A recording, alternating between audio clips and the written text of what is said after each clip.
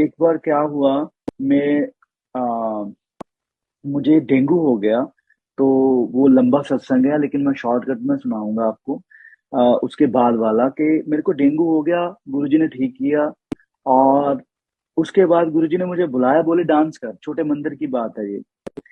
तो मुझे उस टाइम भी फीवर हुआ हुआ था, और हालत मेरी ऐसी थी, मेरे को अगर कोई टच करता था तो मुझे बहुत तकलीफ होती थी। तो आ, मेरे मम्मा भी वहां पे बैठे हुए थे, और मम्मा ने स- जब गुरुजी संगत होती थी, गुरुजी सब, चाय प्रसाद होती थी, लंगर प्रसाद होता, तो गुरुजी सबको इजाजत देते कि आप चले जाओ।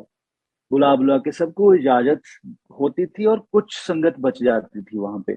फिर गुरुजी बोलते थे कभी कभी, चलो बहुत हो गया रब दा नाम, गाने लगाओ पंजाबी पंजाबी गाने, वो गुरुजी को बहुत पसंद था।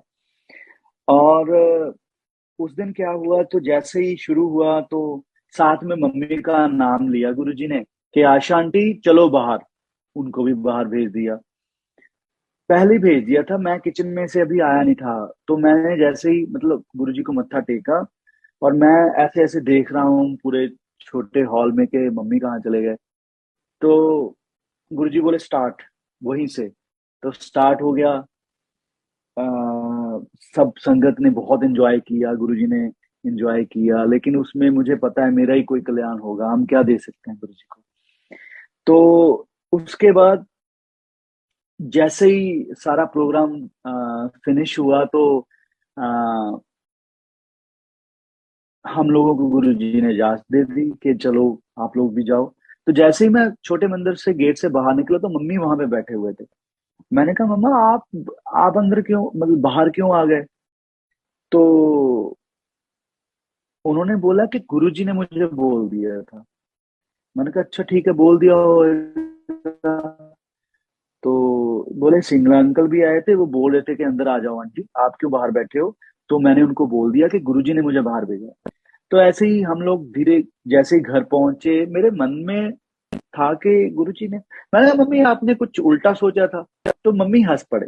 मैंने कहा, कुछ ना कुछ तो आपने सोचा है जो गुरुजी ने आपको बाहर भेजा ऐसे। तो मुझे बताते हैं कि रिंकू हो तो मुझसे गलती दिख गई। मैंने कहा क्या, क्या सोचा क्या था आपने? शी सेड कि मैं ये सोच रही थी, हाय हाय गुरुजी, ये मेरा मुंडा है, ਇਹਨੂੰ बुखार चढ़िया हुआ है, और ਇਹਨੂੰ ਤੁਸੀਂ नचा रहे हो। तो मैं कहा मम्मी, ये आपने ये बिल्कुल नहीं सोचना चाहिए था आपको। तो मम्मी बोले फिर अब? मैंने कहा अब क्या, अब आप गुरुजी से माफी मांगिए। घर पे जाकर गुरुजी की फोटो के आगे गुरुजी ने बोला, मम्मी ने बोला कि गुरुजी ये मेरा बच्चा नहीं आपका है, मुझसे गलती हो गई। तो दूसरे दिन हम लोग फिर पहुंचे छोटे मंदिर। फिर वही माहौल। तो मम्मी उठ के जाने लगे, तो गुरुजी ने इशारा कर दिया कि बैठ जा।